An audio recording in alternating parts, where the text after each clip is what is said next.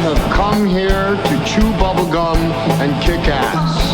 And I'm all out of bubblegum. Well, that's not quite true. I found a big pack of Bubblicious underneath the seat today. Hang on, this is Tim with Online Big Blue, bringing you the best in New York Giants sports talk and entertainment. Doing another 3 o'clock show. Why? Because, again, I had to go pick up the car at the dealer. So it's been a busy, hectic day again. We got some Giant news, and I want to talk about the return of Zion. That's The Matrix. I didn't see the movie. I didn't see this. I only saw the first one. I didn't see anyone after that. But I want to talk about Zion Johnson a little bit. First, we got to do some housekeeping. Richie James Jr. has signed with the New York Football Giants. Again, bargain bin guy. Most people will point that he played in 11 games last year, started 7, had 23 receptions for 394 yards for 17.1 yards. A reception. Longest was 47 with 1 touchdown. But what people will fail to mention is 9 of those receptions and 184 of those yards came in 1 game. So against the Green Bay Packers. He's going to be mainly a punt return. He's a small guy. He's a short guy. So I think he's 5'9", 185 pounds. He's not going to be a guy you're going to look at to fill the starting position, because if he's filling the starting position, we got a little bit of trouble.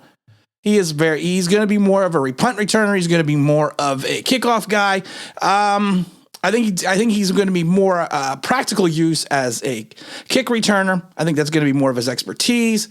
Like I said, it's a signing that the Giants are going to make. He was waived by the 49ers after undergoing knee surgery and was placed on the injured reserve back in August of 2021. It is what it is. I mean, it's a guy who had 655 return yards and a touchdown, along with 9 receptions in his rookie year. Comes over from where did he come over? He came over from Middle Tennessee State. I mean, like it is. It's another roster guy. It's another filler guy. He's got more of an acclimate than our old buddy, David Sills. He offers more for the team because David Sills can't return kicks, David Sills can't return punts, and David Sills can't play special teams. So you know what? We got to, let's welcome Richie to the team. Let's hope he makes some type of impact. We haven't had a really good return game in a couple of years now. So let's kind of see where we go from there. The Giants always been talking, everyone in the Giants organization's talking, not organization, but a lot of the organization, a lot of the fan base is talking offensive line. We have to get Charles Cross. We got to get Icky. We got to get Neal. We got to find the best tackle available, even though we have a good left tackle in Andrew Thomas.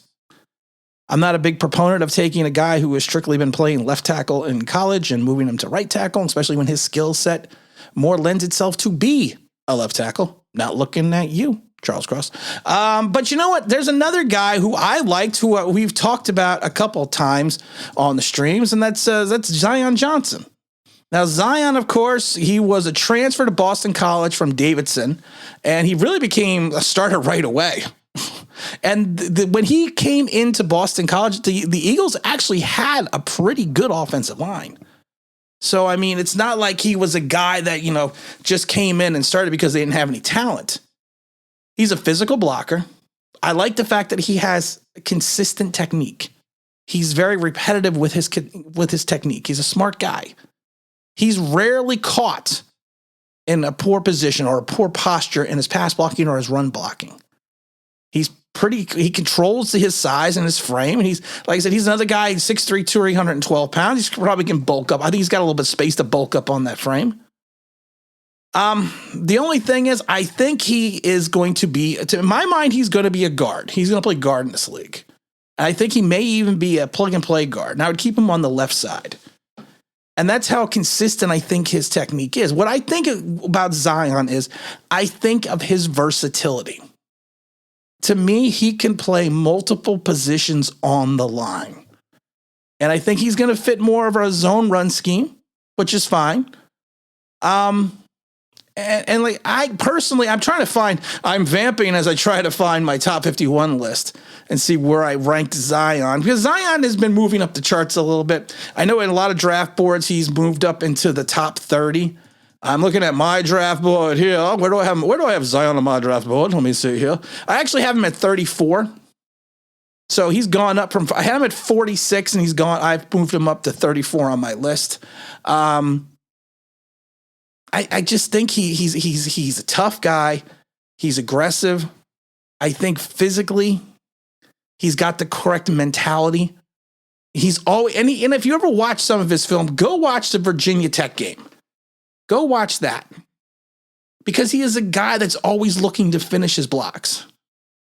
He plays, it's funny. He has this demeanor and temperament that you thought that Will Hernandez was going to have after that rookie season. You thought Will Hernandez was going to be cool-minded, a little bit of a nasty streak, level-headed. And after his rookie season, that just completely went out the whistle. He's a guy that they say continuously works. And he competes through the whistle. That's something we've talked about that, I think, a million times. You compete through the whistle. That means you play and you keep playing till after you hear the whistle stop. And I think that's what's going to set him apart in this draft. I think he's got terrific body control. I think he's got great lateral movement. One of the things that I like about him a lot more than I like about Charles Cross is he handles the bull rush extremely well. He's extremely stout in the interior, which will allow the Giants to set a deep pocket. And like I said, he just knows his placement. He knows where to keep his hands. He knows where to be positionally. And Boston College ran a zone-heavy rushing attack. They did. And he had no issue sliding side to side. He had no issue whatsoever.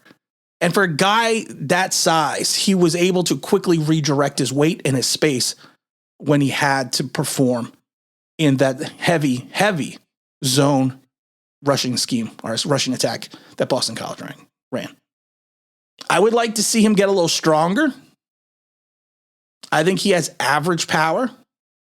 But I think a lot of times when you have average power and good technique and good hands placement, I think you can make up from that. I would like to see him get a little stronger. He's aggressive. Like I said, he's aggressive, but he's consistent with his hands. And he's very quick at placing them and latching on.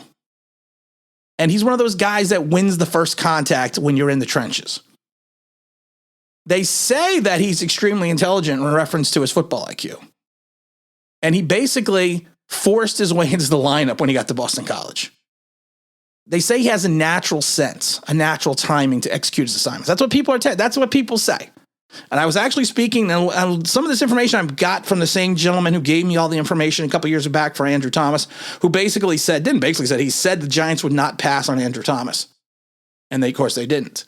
So this is the same former scout that giving me this information as well. So when he tells me these things, I never take it with a grain of salt because he has been right more than he's been wrong. I think he will probably have a second round value, but potentially can go in the latter half of the first round, depending on a team that needs a guard or needs a tackle. Because like I said, he has the versatility to play multiple positions. I wouldn't even be surprised if he could turn out and play center. I wouldn't be shocked by that. So I'm very excited. And like I said, will the Giants go and draft him? I don't know. But like I said, I just find him to be an interesting prospect. We've talked about him a couple times on some of the streams. And of course, we're having the big stream on Sunday, 10:30 Eastern Standard Time, 10:30 a.m. Eastern Standard Time on Sunday. Also, don't forget you can download the online Big Blue app for free, the Google Play Store. It will be in the Apple Play Store soon, or Apple Store soon, whatever the hell it's called. Don't forget you can also go to the online Big Blue website, onlineBigBlue.com. Download the King of the Almost Sack and Malik Willis bringing the boom sound effects. Malik Willis bringing the boom. I am going to make them available as ringtone files probably within the next couple days. We're also going to have a new Poppycocker logo design coming out, so it's going to be fun. It's going to be interesting. There's going to be a lot of good stuff coming up in the next couple weeks. People call this the silly season or the slow season. I call this a season where you know what? You got to make your wares. Just like in the draft. You got to build up to the draft. This is where you get all that work in. And again, this is Tim with Online Big Blue, bringing in the best of New York Giants sports talk and entertainment. And as always, if you like, please subscribe. And nobody know what it means. That'd be awesome.